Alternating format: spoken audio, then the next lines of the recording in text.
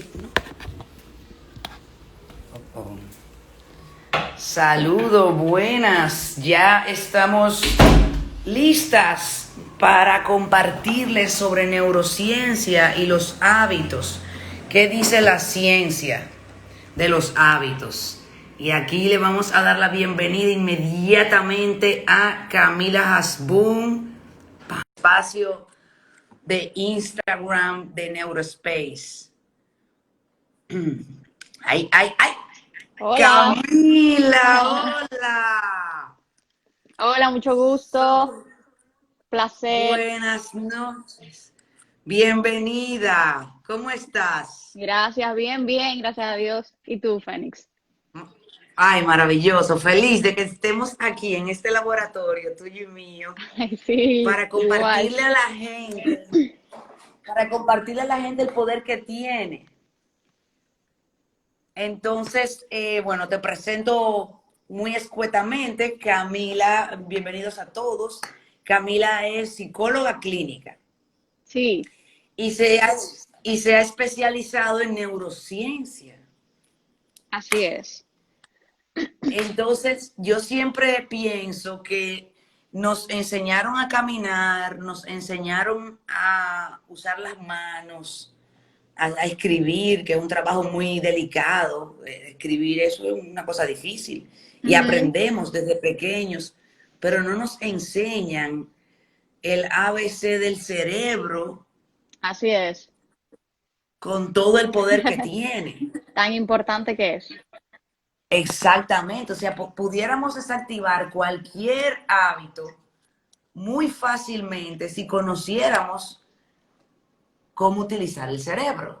Así mismo es. Entonces, Camila, eh, déjame estarme quieta, que estoy arreglando el aparatito este. Camila, ¿estamos de acuerdo para entrar inmediatamente en materia y permitirte hablar? Ja, En que un hábito se puede decir, esas son palabras mías que yo organicé con toda mi sapiencia. Un hábito es la automatización de conductas o de comportamientos. ¿Tú estás de acuerdo con que eso es un hábito? O sea, una automatización de acciones. así es, así es. Definitivamente un hábito se puede definir como tal cuando se automatizan ciertas conductas o incluso ciertos pensamientos. Yo a veces vemos los hábitos desde el punto de vista pues conductual, pero realmente los hábitos empiezan en los pensamientos, en la mente. Y es eso mismo, esa conducta o ese pensamiento que se repite regularmente de forma que se vuelve tan repetitivo que se compone de forma automática. O sea que sí, totalmente de acuerdo con esa definición muy acertada. El doctor Joe Dispenza habla mucho de que nosotros y otros doctores también que están trabajando en esto como de bajarle a la humanidad toda esta información que hay y enseñarnos a Ajá, usarla. Entonces, ellos hablan con mucho énfasis de que repetimos los mismos pensamientos todos los días. O sea, dicen, tenemos entre 60.000 y 90.000 pensamientos. uh-huh. Y eso, y siempre, si no intervenimos conscientemente, son los mismos. Así Siempre, es. eso es. Viene desde la Camila, niñez ese patrón de pensamiento, definitivamente. Por eso se dice que se repiten los mismos, porque los patrones de pensamiento se arrastran desde la niñez, desde la infancia, en la adolescencia, y se van construyendo y fortaleciendo a medida que se crece, creando así en lo que nosotros entonces estamos llamando ahora hábitos, hábitos de pensar o hábitos de conducta. O sea que sí, definitivamente eso es así. excelente. Camila, ¿cómo, ¿cómo tú podrías decirnos cómo funciona un hábito en el cerebro, cerebro-cuerpo? Como cuál es el Ajá, camino que eso recorre. exacto. Fíjate, el camino que eso recorre es bastante difícil de uno decir con certeza que eso es lo que ocurre, pero podemos agarrar muchísima información que ya sabemos sobre el cerebro, que de hecho es mucha, pero a la vez nos falta muchísimo para poder accesar a él. Y tendríamos que entender primero, que hay una diferencia fundamental para entender los hábitos. Necesitamos que entender más que el cerebro, necesitamos entender la mente. Y muchísimas personas todavía al día de hoy se confunden entre los términos y es muy importante desligar uno del otro. ¿Qué es la mente y qué es el cerebro? Porque los hábitos se crean en la mente, pero el cerebro de alguna forma los adapta y los convierte en conductas. Es bastante complejo, ¿verdad? Pero ahora lo vamos a allanar lo más que podamos, de la Sí, forma más sí, sí. sencilla. La mente es la parte inmaterial del cerebro. Tenemos que comprender o ver la mente como esa parte inconsciente. Es muy difícil de accesar a ella. Si nosotros nos metemos en una máquina de magnética funcional, por ejemplo, vamos a obtener imágenes del cerebro, pero nunca vamos a obtener una imagen de la mente. Pero ese mismo tema de la mente es el que tenemos que comprender, qué es la mente y cómo se crea la mente, para poder determinar entonces cómo se crean los hábitos. Lo que se ha visto, Fénix, y todavía no se sabe muy bien, eso todavía se está investigando mucho, es cuál fue primero o qué da lugar a qué, si el cerebro o la mente, o sea, si los átomos, las moléculas, lo biológico da forma a lo inmaterial, o si es lo inmaterial que da forma a lo biológico. Y eso todavía no está muy claro, pero sí se sabe algo de seguro, y es que hay un tremendo y curioso intercambio entre cómo la mente y el cerebro funcionan entre ellos. ¿Por qué? Porque se ha visto ahora recientemente en estudios que el cuerpo, o sea, la biología, los genes, lo que está predeterminado, está todo el tiempo siendo cambiado por el ambiente.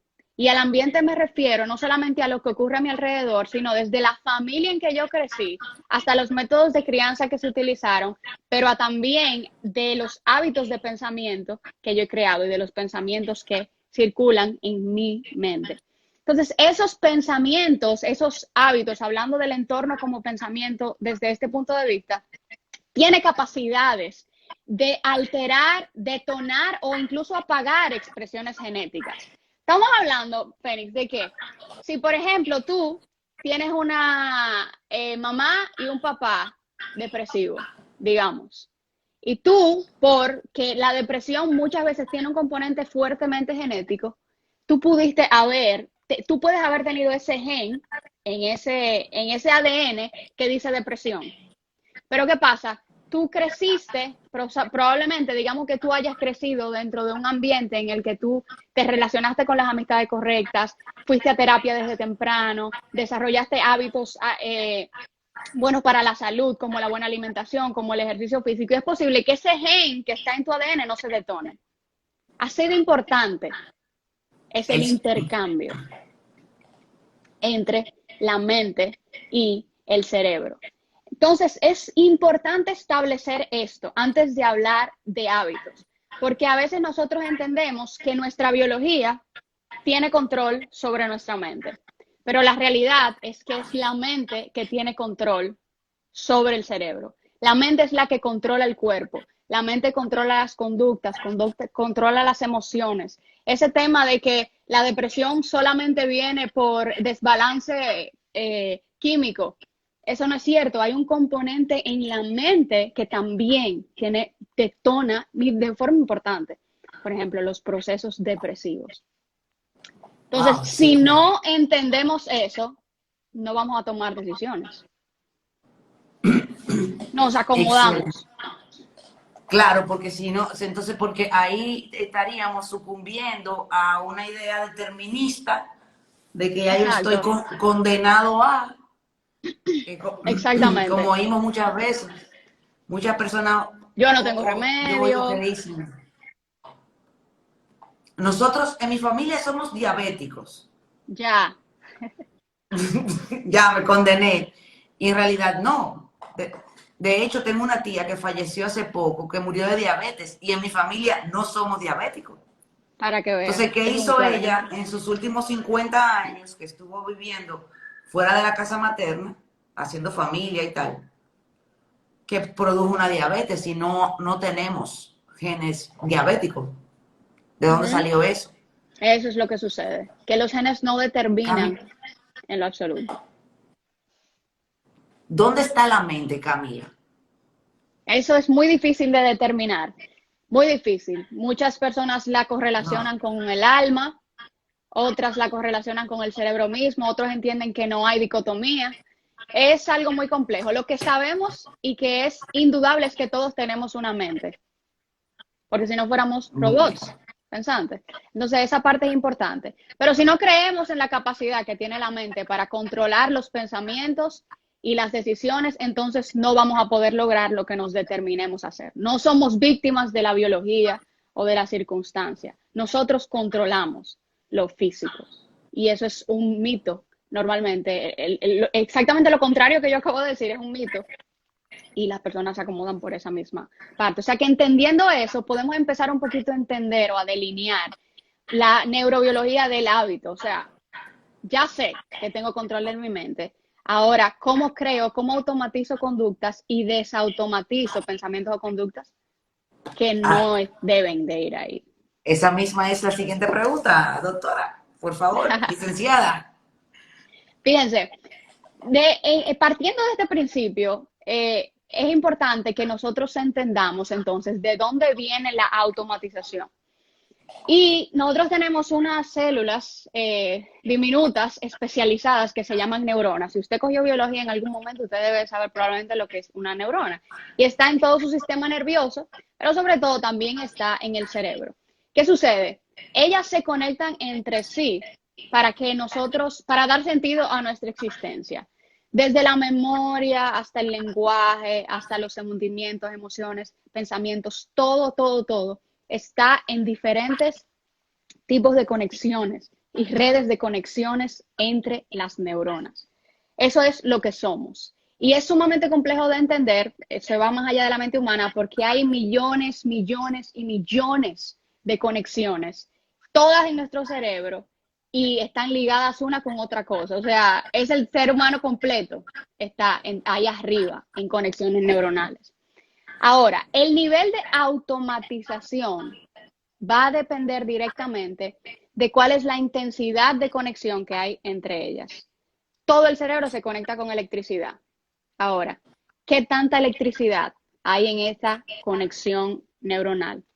Es lo que va a determinar un hábito de pensamiento, o sea, una automatización de pensamiento o una automatización de comportamiento. O sea que, básicamente, desde el punto de vista neurocientífico, si hablamos, decimos que las conexiones neuronales son los hábitos, conexiones neuronales intensas.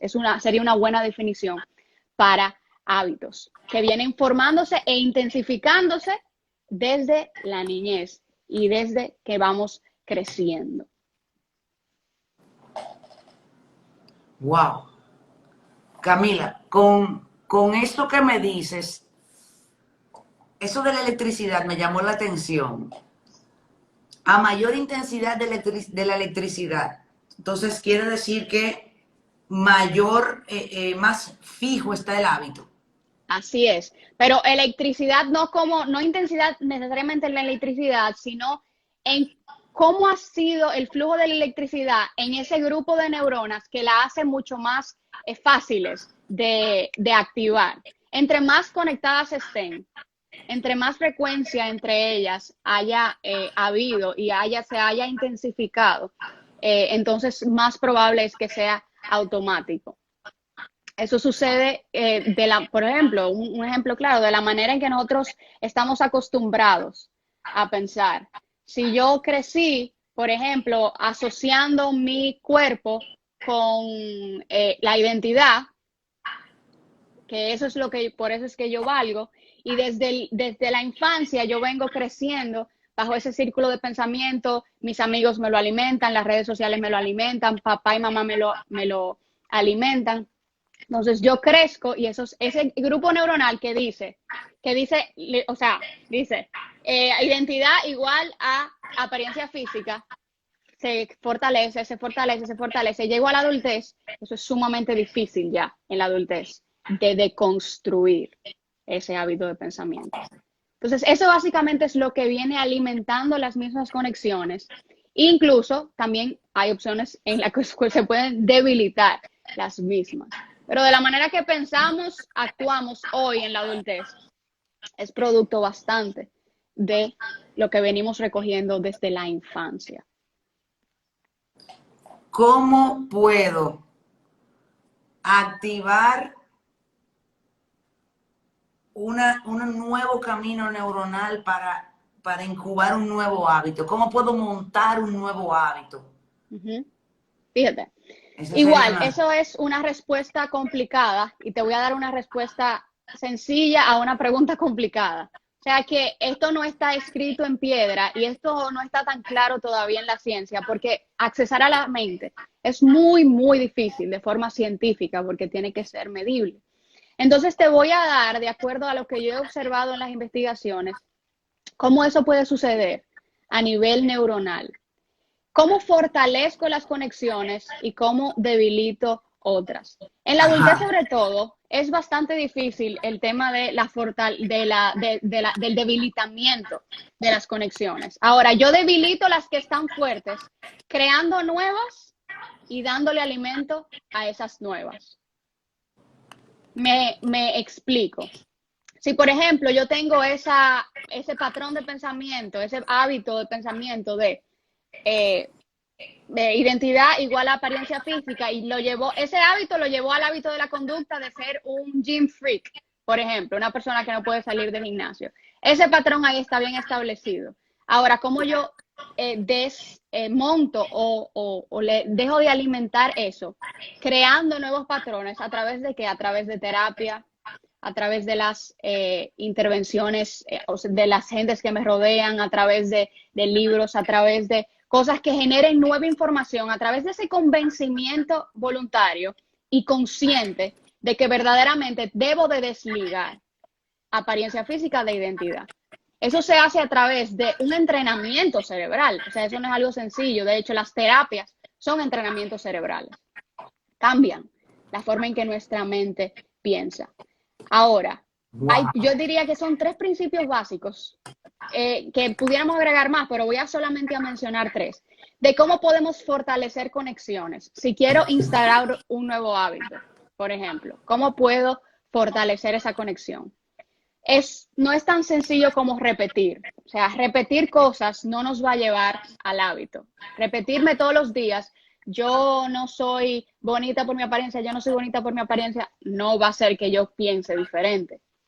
Tiene que haber algo, un componente mayor de cambio en mí para alivianar esa intensidad. ¿Qué sucede? Por ejemplo, yo tengo que repetir. Si voy a repetir, el hábito se crea repitiendo, pero con cierta motivación. Ok, ¿a dónde voy? ¿Por qué quiero esto? Racionalmente. ¿Cuál es la verdadera intención al yo querer desmontar esta red neuronal o este pensamiento o este hábito? Tengo, segundo, que tener conocimiento suficiente de qué pasos yo necesito dar. Eso no es como que yo mañana me levanté y yo quiero hacer ejercicio y yo voy a ir al gimnasio todos los días. Hay una persona que nunca ha hecho ejercicio en su vida. Eso no es así. Primero necesito motivación. ¿Para qué lo voy a hacer? ¿Por quién lo hago? Esa motivación me debe de mover a conocimiento suficiente. O sea, ¿qué pasos necesito dar? No puedo empezar por los 5 días a la semana a las 6 de la mañana, porque mañana ya no vuelvo. Empezar de manera más consciente, más paulatina. Así lo voy fortaleciendo. Y capacidad para analizar qué me funcionó, qué no, y reestructurar. O sea, es un análisis, es una conciencia, es una voluntad, es un conjunto de muchas cosas. Y es a través de los fallos, de los errores, de ese día que no me levanté, de ese día que caí en mucha tristeza, de ese día que no me salió y lo tuve que volver a intentar. Así se alimentan las conexiones, así se fortalecen, no se debilitan.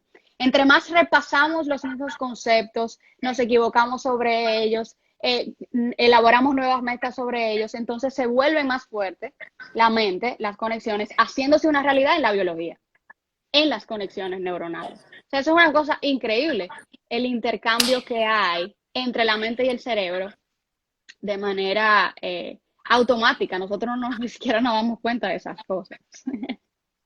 Wow, fantástico. Mira, dice Javier, uno de mis masterminds, dice, ¿por qué ella habla de mí?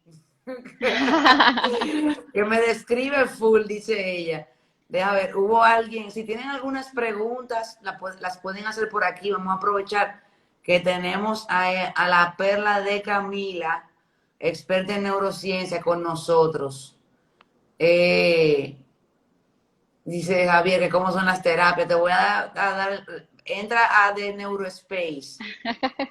Muy Muy importante, bien. de hecho, Fénix, quería agregar este punto, porque como psicóloga, yo no puedo hacer caso omiso a que tú puedes, todo tú lo puedes hacer, la voluntad es todo, o sea, sí, la voluntad es bastante, la mente es todo, pero sin embargo, tengo que hacer la salvedad que a veces la voluntad no es suficiente, porque hay personas cuyas mentes realmente necesitan un estímulo extra y eso se hace a través de procesos terapéuticos que también son avalados por la ciencia. O sea, se remodela la mente con ayuda muchas veces. Hay veces que no puede la gente remodelar la mente sola. Y eso es importante Así es. entenderlo. Te voy a decir, yo viví un proceso, el proceso más dramático de hábitos que yo he vivido, eh, fue haber dejado abandonado el uso de sustancias restringidas, alcohol y drogas, ¿verdad? Ujú. Yo hice 10 años de adicción, pero sobredosis, el combo completo.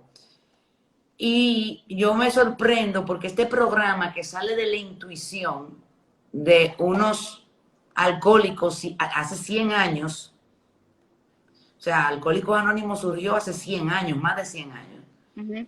eh, ellos aplican de alguna manera todo, guardando las distancias, claro, y por pura intuición, todo lo que tú estás describiendo. Ellos crean un espacio donde se reúnen todos los días, para entre ellos hablar sobre eso, como hacerse terapia sin que se llamara terapia, para hablar sobre cómo pasaron el día sin tomar alcohol o cómo quisieron tomar. Entonces, ahí se van dando apoyo y se va dando un cambio de entorno. O sea, El aunque sigan ambiente viviendo en la misma diferente. casa, hay un cambio de entorno mental. Y de las primeras sugerencias que te dice el programa de Alcohólicos Anónimos, y sus hijos derivados, Narcóticos Anónimos, etcétera, hay anónimo para todos. Eh, es aléjate de personas, lugares y circunstancias. Pero el entorno mental principal que yo veo que cambia, o sea, el entorno principal que cambia en los compañeros de programa es el entorno mental. Ujú. Con 1 hora y media al Es día, eso, ellos, es eso. ellos crean un círculo de protección. Las reuniones duran 1 hora y media.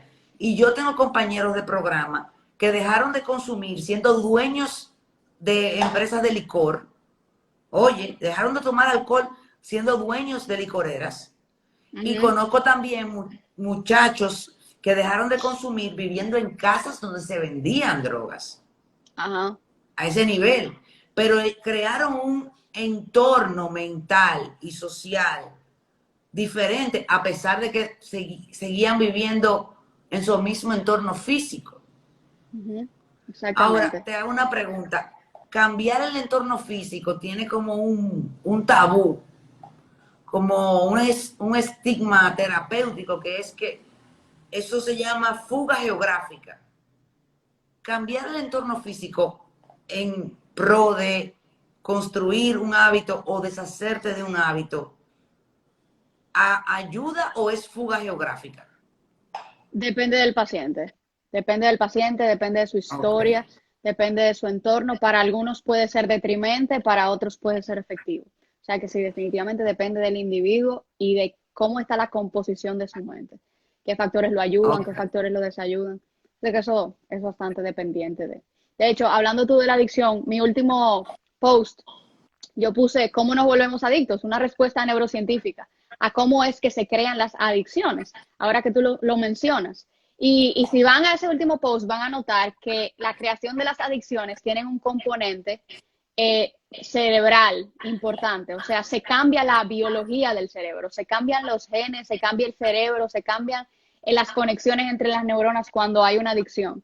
Y romper con esa adicción va a requerir un cambio y entrenamiento cerebral para volver a cambiar y remodelar la misma biología. O sea, la mente es como el mediador del cambio.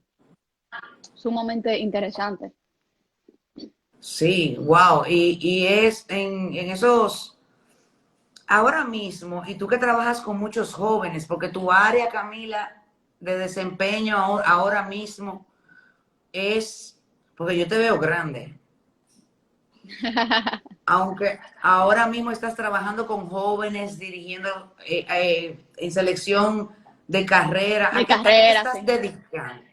Ah, Ajá, yo exacto. estoy al área de evaluación. Todas las evaluaciones neuropsicológicas, de personalidad, de emociones, yo veo al ser humano desde una perspectiva bastante objetiva. Y trabajo en el área de vocacional con los jóvenes para ayudarlos a dirigir su propósito en la vida, su carrera y todo lo relacionado con esa área.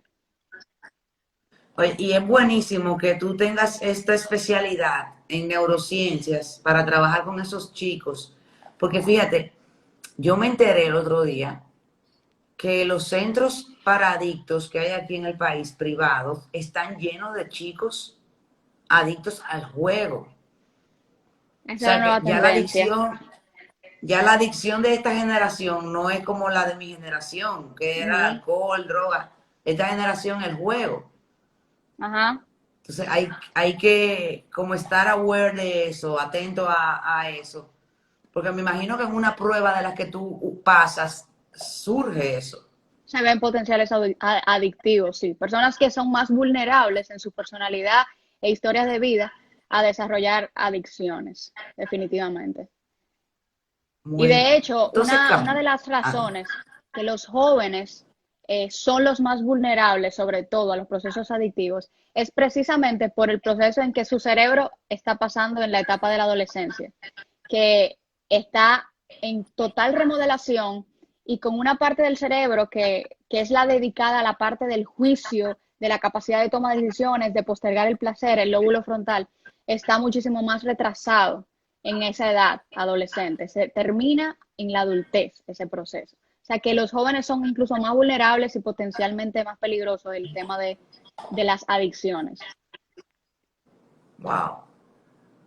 Qué triste. De hecho, mis adicciones a las sustancias no comenzaron hasta que ya yo era adulta. Pero el patrón adictivo comenzó sí desde joven. Ujú. Entonces luego fue cambiando de sustancias. Es más difícil accesar en la adolescencia también. Muchos jóvenes le cuesta más. Sí. Muy bien.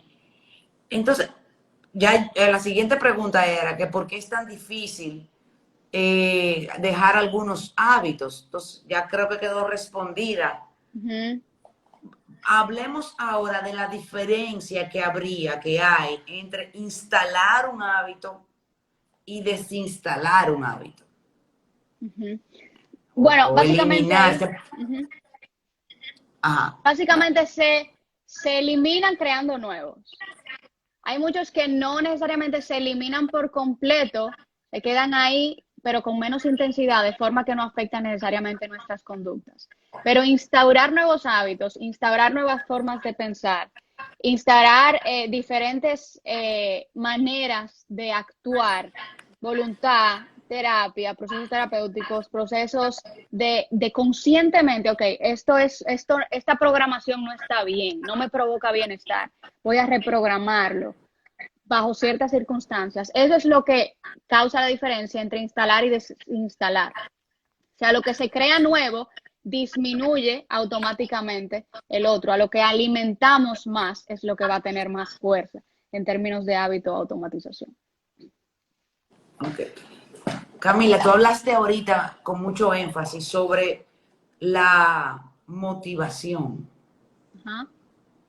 Ah, como si la motivación fuera un coche de caballos con 40 caballos alando al mismo tiempo. Como que el hábito, el cerebro, la mente requieren, cada uno por separado, requieren una alta motivación. Es así.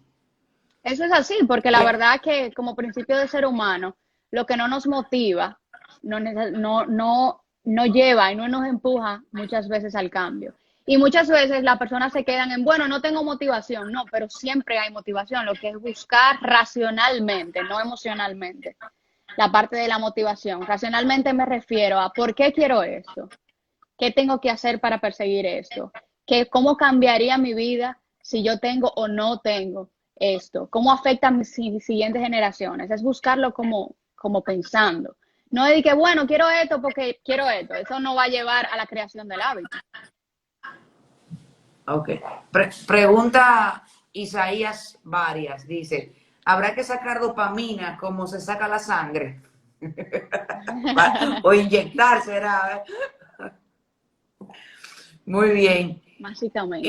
Eh, Tú sabes que en el coaching se trabaja mucho con el para qué de las metas, con el para qué yo quiero las Exacto. cosas, sí, Ujú. a nivel racional, porque hay personas que llegan, por ejemplo, a un mastermind a montar un negocio porque quieren independencia económica, o porque quieren lo suyo, o porque quieren, ya no quieren trabajar para nadie.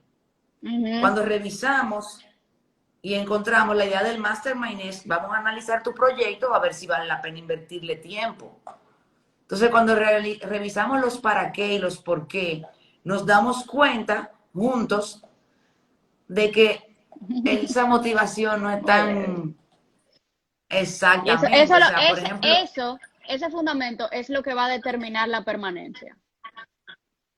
la motivación. O sea, no vale la pena que una persona se ponga un hábito o se proponga crear un hábito o dejar un hábito si no hay una motivación poderosa Real. que te mueva. Real, porque por Ok. ejemplo, yo iba al gimnasio para simplemente, porque mi amiga está yendo, no es una motivación racional, es una motivación emocional, impulsiva. Ahora, si yo quiero ir al gimnasio porque verdaderamente yo necesito un cambio de vida, necesito salir de mi casa, necesito estar en forma por mí, entonces eso ya es una motivación más pensada racionalmente. ¿Qué motiva al ser humano? Bueno, la verdad que depende del ser humano.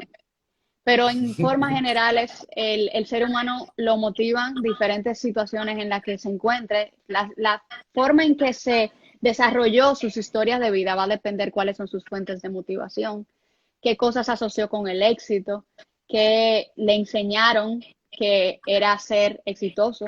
Viene también de por allá atrás, todo viene, se arrastra y esa motivación es bastante dependiente del individuo.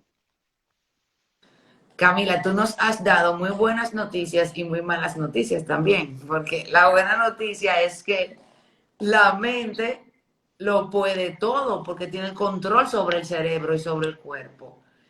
Y la mala noticia es que en realidad la mente, a la mente es difícil de accesar o de acceder todavía. Y no hay tantos estudios científicos.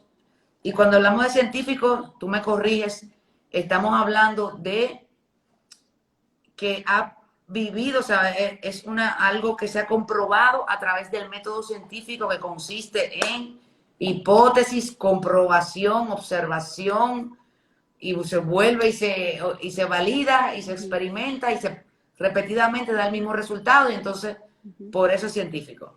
Hay muchas cosas que sí tienen su fundamento científico, y a lo que me referí con que es difícil de accesar, es que vamos a encontrar muchísimos más estudios del cerebro biológico que de la mente humana, porque la mente humana es subjetiva. Nadie conoce la mente como su mente como cada ser humano. Ahora, no necesitamos mucha ciencia para entender cómo la mente funciona, porque todos los días nosotros vivimos con ella y estamos todos los días, ella nos pisa todos los días y nosotros la pisamos a ella todos los, o sea, nosotros mismos somos ellos, o sea, es bastante complejo el Óyeme, wow, si nosotros lográramos a los niños Ey, sí, enseñarlos a manejar su mente a su favor, desde pequeños. Eso se hace así con la como los crianza. enseñamos, Padres sí, sanos, hijos sanos. bueno, entonces, bueno, pues tenemos otra mala noticia. No, eso es una fuente, debería de ser una fuente de motivación. La mala noticia pudiera ser que somos ahora nosotros más responsables y el otro menos. O sea, nosotros somos Sí. los únicos responsables de remodelar nuestra mente, de crear los hábitos. O sea, nadie es el culpable por mi propia mente. Yo soy el dueño de. Wow, tú estás dejando en nosotros, Camila, un mensaje de fe, fortaleza y esperanza. Eso es Poderoso. neurociencias. Eso es neurociencias. Muy bien. Optimismo. Sigan el usuario de Instagram de Camila, que es de Neurospace RD, ¿verdad? Ajá, Y ajá. también visiten su página web. Camila se dedica por ahora a trabajar con jóvenes, vocación Ajá, profesional, evaluaciones. evaluaciones y tú Y soy haces charlista en consulta. temas de neurociencias también. Y en cuanto a la neurociencia, ¿cómo tú la aplicas a tus clientes o pacientes? Todos mis informes y mi foco de redacción tienen un foco neurocientífico. Y yo trabajo bastante con las dificultades del aprendizaje, con la evaluación de las mismas, lo que me da una perspectiva bastante amplia porque todo está ahí en esa parte del cerebro y de la cognición, o sea, de la parte como más intelectual de la mente, por así decirlo. Eh, y yo estudié neurociencias aplicadas a los procesos educativos, lo que me da como esa Wow, capacidad de allanar, aplanar y explicar un poquito mejor las neurociencias aplicadas, no solamente la teoría wow, te en esa área. felicito. Camila, volviendo, antes de que se nos acabe el tiempo, yo estoy desarrollando una teoría. Yo comienzo, mi primer laboratorio soy yo. Entonces yo observo que alrededor de un hábito, ya sea que lo vaya a instalar o que lo vaya a desinstalar, hay muchos micro hábitos alrededor. Entonces, Ujú. Es pequeñitos así, hábitos. Por eso es así. ejemplo, si yo voy a hacer ejercicio en la mañana, yo no me debo de sentar en la silla del escritorio. Si me senté en la silla del escritorio, no puedo, no voy a hacer ejercicio. Me envolví en la agenda, en el teléfono, no voy a hacer nada. Entonces, ya yo sé que cuando yo vaya a la cocina, la agenda la tengo que mover para la galería, Eso es para una no disciplina. acercarme. Es en contra de nuestra propia mente que nosotros estamos yendo, con lo que es automático. Exacto. O sea, si la silla me es ocasión de caer, yo la saco de la habitación. Yo a veces, por ejemplo, uno tiene ese impulso como de coger el celular cuando está trabajando, o uno tiene que o apagar el celular o meterlo en una gaveta, o de si tú estás respondiendo un correo y te llega un mensaje, solté el correo y responde el mensaje. No, acaba el correo. Y eso es algo importante de disciplinar la mente para poder llegar a lo que nosotros queremos llegar. Entonces, tú dirías que es un abordaje adecuado entrar a cambiar los micro hábitos, tal vez, Sería para una instalar buena otro. forma. Sí, sí. Sería una buena forma porque se empieza desde lo más pequeño.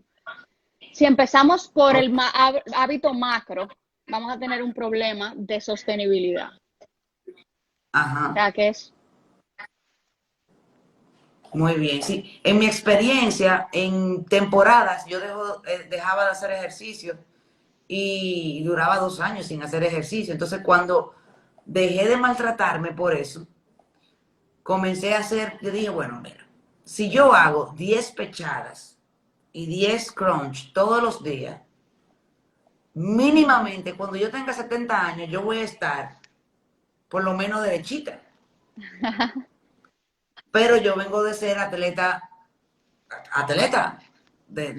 ok. no olímpica, pero deportista desde muy joven, en mi juventud. Entonces, yo comienzo así y así voy encendiendo, eso con los ejercicios, encendiendo la motivación. Ujú. Ya al mes, ya no quiero hacer 10 de cada uno nada más, yo quiero hacer 50. Entonces Ok, yo voy exacto. subiendo hasta que logro ya pues estabilizar algo, que además algo, Camila, que me surge justo ahora, los hábitos pueden convertirse en prisiones Ujú. que no te dejan evolucionar. O Sí, sea, hay hábitos, incluso hábitos favorables. Por ejemplo, yo tuve una época que por hacer ejercicio yo no iba ni a la playa. Exactamente, Pero es un muy ahora buen yo hago punto. ejercicio y yo me quiero poner mi bikini. O sea, tú me invítame a lo que tú quieras. Vamos a montar caballo, vamos a hacer lo que sea. Yo voy, porque yo lo que quiero es mi cuerpo disponible, más que todo. Exactamente. Tú ahí Pero hay priorizaste, tú ahí hábitos. entendiste. Exacto, exacto. Fue como un camino de... Estoy uniendo como todo lo que tú me has dado con todo lo que yo estoy procesando con relación a los hábitos. Eh, ¿Cuáles hábitos tú entiendes dentro de lo que tú conoces y que tú has visto son los más perjudiciales y los más difíciles de desmontar en una persona? Bueno, sin duda yo diría que las fortalezas de pensamiento, la forma que nos acostumbramos a pensar sobre nosotros mismos y sobre otros. Cuando eso llega formado a la adultez, eso es un trabajo desmontarlo. Por eso es tan importante Wow. crear esas fortalezas sanas desde la niñez, desde los padres eso empieza. Remodelarlas y ayudarlas a empujarlas en la adolescencia y llegar a la adultez relativamente sanos dentro de lo que se pueda y haber pasado por los procesos terapéuticos adecuados si fue necesario. Pero yo diría que eso, definitivamente, eso cambia todo. Una fortaleza de pensamiento, un esquema de Ay, pensamiento, como se le dice en psicología. ay, Camila, dinos de forma, así como tú hablas, llanamente, pedagógicamente, ¿cómo podemos entrar a la mente para hacer esos cambios? Bueno, Según tú, eh, ajá. La recomendación, yo le daría varias recomendaciones puntuales para la misma dale. mente accesar a la propia mente, para que ustedes vean si no es complicado. Realmente somos nosotros mismos, somos la mente. O sea que yo diría que para ir en contra de la misma es muy importante ser disciplinados en nuestra forma de pensar. Así como nosotros prestamos atención al ambiente, tenemos que prestar atención a nuestros propios pensamientos. Como diría yo, incrementar la conciencia sobre los propios pensamientos. Hay una terapia que se llama cognitivo-conductual, hay una tendencia, está basada en ciencia y es precisamente te enseñan a eso, a incrementar la conciencia sobre tus propios pensamientos. Y me siento triste, ¿verdad? Pero ¿qué me llevó a sentirme triste? ¿Qué pensamiento lo generó? ¿Qué pensamiento lo detonó? Esa emoción, ese pensamiento se asociaba a la emoción de tristeza en mi cerebro y por eso detonó tristeza, pero lo hizo de manera automática y yo no me di cuenta. Por eso es importante ir al origen, que es el pensamiento. Entonces, incrementar ese como awareness, esa conciencia sobre ellos es importantísimo. Y aprender cómo a capturar los pensamientos, a hallarles fundamento. Otra técnica de psicología es, pienso esto, pero ¿cuál es el argumento que yo tengo para pensar en esto? Este argumento es real. Soy fea, por ejemplo. ¿De dónde viene? ¿Por qué pienso de esa forma? ¿Tiene argumento? ¿Quién me lo dijo? Esa persona que me lo dijo, ¿realmente tenía argumento para decirlo? Etcétera, etcétera, etcétera. Esa parte es importante. Y otro Ay, que diría buenísimo. así, súper simple, también establecer metas y hábitos un poquito más realistas. Soy adicta a la Coca-Cola, por ejemplo, y yo me levanto hoy, mañana quiero dejar la Coca-Cola. No, eso no es así que funciona. No, primero empiezo, si tomaba 5, empiezo a tomar 4 por un tiempo, después 3 por un tiempo y así sucesivamente. Eso es lo que lo va a hacer sostenible. Entonces, empezar con metas realistas, pocas metas a la vez, no tanto, no querramos agarrar tantas cosas porque lo que vamos a hacer, nos vamos a caer en el camino y no vamos a lograrlo. Entonces, eso se hace paulatinamente. Sí, y tú sabes que ahí yo voy a hacer una diferenciación. Cuando la motivación que tú mencionabas es lo suficientemente poderosa, el hábito se deja Fluye así. más, fluye más. Ajá, no sin síndrome de abstinencia. Hay síndrome de abstinencia, hay dolor, hay quebranto, pero se deja.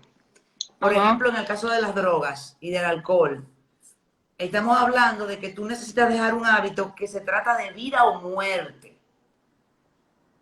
Entonces, como es vida o muerte, ahí no hay nada que negociar. Ahí se, simplemente hay que cambiarlo todo, se cambia todo. Entonces, el grito de ayuda es hacia ayúdenme, porque lo necesito.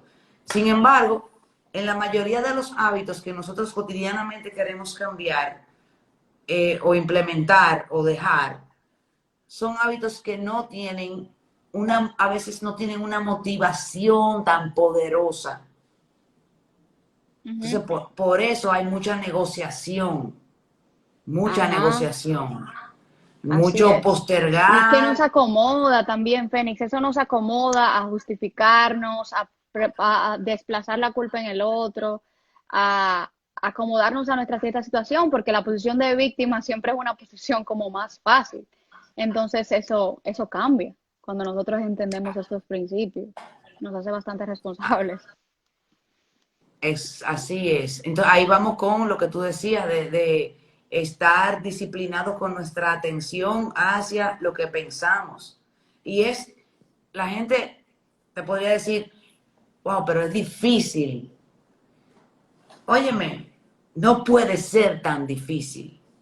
No puede ser. Lo que pasa es que no estamos acostumbrados. Y eso que tú hablabas del pensar sobre lo que pensamos, que es uno de los poderes humanos, el cuestionar. Ah, soy fea, pero ¿cuál es mi aval? O sea, ¿cuál es la evidencia de que yo soy fea? ¿Fea con relación a qué? Ujú. Tú sabes, eso que tú mencionas lo usamos muchísimo en programación neurolingüística. Y todos los maestros de programación neurolingüística, y yo lo he vivido en carne propia, hablan de que cuando tú comienzas a observar el problema, el hábito, lo que quieres cambiar, lo que está pasando desde afuera, inmediatamente comienzas a ponerte en una posición de poder y a cambiar, a ponerte en Eso es una así, posición en la que puedas cambiar. eso es Mira, así. dice Ruth, Camila, dice Ruth, que Dios te siga bendiciendo. Amén, que Amén, así amén. sea. Dice Melba, una de mis masterminds, dice, lo mejor que he escuchado, motivación racional. Buenísimo. Isaías, reestructuración cognitiva, alto Esa es la rendimiento. palabra de lo que hemos estado hablando, la palabra científica. Ah, muy bien, excelente, gracias Isaías. Dice Valeria Adams, dice, me cae como anillo al dedo, gracias. Qué bueno, qué Qué bueno. bueno, de eso se trata esto. Camila, yo creo que hemos cubierto bastante para darle una idea a las personas del poder que tienen sobre sí mismos y que si le meten mano a la mente, pues tienen la gran probabilidad de hacer el cambio. Una Y última reconocer si pregunta. necesitan ayuda para el cambio. Wow, excelente, excelente, wow, claro. Muy bien. Entonces, una última pregunta, Camila. ¿Qué si no logro meterle mano a mi mente? Porque tengo un proceso de obsesivo, de que mi mente no para, no la puedo controlar. ¿Qué otra forma yo tendría de accesar a, a cambiar un hábito que tengo que cambiar? Ujú.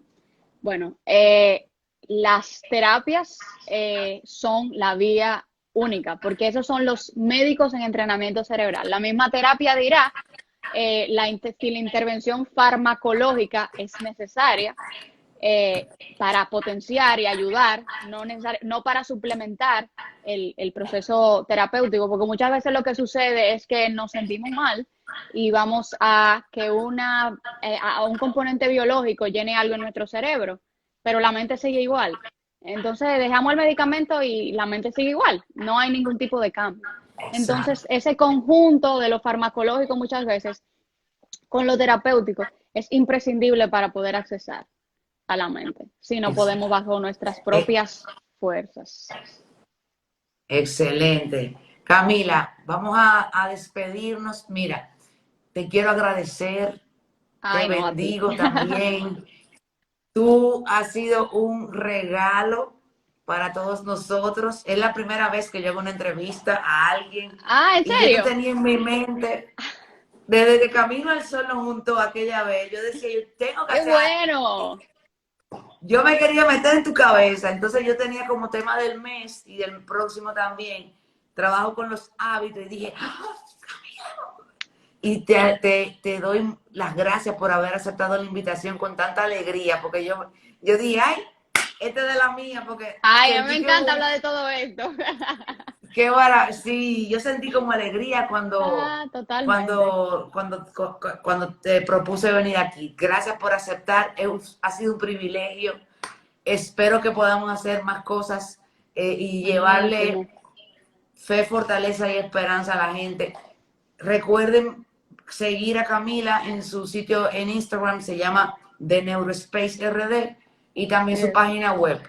Y Ahí ahí voy la a van a estar dando conocer. una charla de neurociencias de la depresión infantojuvenil el próximo miércoles, totalmente gratis. Están todos invitados ahí en mi página, encuentran el link para registrarse, o sea que ahí por ahí los espero también. Vamos a hablar de depresión y Bueno, el cerebro. fenómeno, Camila, qué bueno que tú me hablas de eso, porque yo tengo un tema pendiente sobre distinguir entre el coaching, o sea, tenemos muy separado lo que es el coaching de la terapia, tú sabes, terapia de salud mental, el coaching es otra cosa, productividad, etcétera. Bueno, Ajá, el punto, el punto es que muchos coaches nos encontramos con personas que no están para coaching, que están para terapia o para psiquiatra exacto. Eso es o muy, para un muy importante. proceso completo. Entonces yo puedo distinguir, yo he distinguido algunos casos, pero hay otros que me he dado cuenta ya en la sexta sesión, que digo, espérate, y llamo a mis amigos terapeutas y le digo, Bien mira, por tengo este ti. caso y me dicen, no. Me dicen, ahí hay síntomas, mándamelo. Entonces yo refiero mucho a psicólogos y a psiquiatras porque me llegan gente, ya yo lo detecto así, pero yo quisiera tener como los KPI de cuando en una primera entrevista yo saber si el cliente para mí, paciente para el doctor, el psicólogo, está no para coaching, sino para terapia o para otro tipo de entrenamiento. Lo que sí estoy haciendo es, yo complemento el trabajo terapéutico y psiquiátrico. O sea, como tú decías, cuando un paciente está siendo medicado o está en un proceso terapéutico, tiene que meterle mano a la mente. Entonces, como esa es mi área de desempeño, meterme en el cerebro para sacar un potencial para que puedan cumplir con una cuota de objetivos, Ajá. y yo me meto mucho ahí, y estudio mucha neurociencia también, todo lo que yo puedo. Y pues entonces complementamos y los resultados son maravillosos. A mí me llaman los psiquiatras y me dicen, lo que tú estás haciendo, síguelo haciendo. Ahora, me gusta mucho siempre cuando llegan a mí ya con un proceso psiquiátrico o psicológico iniciado y en proceso.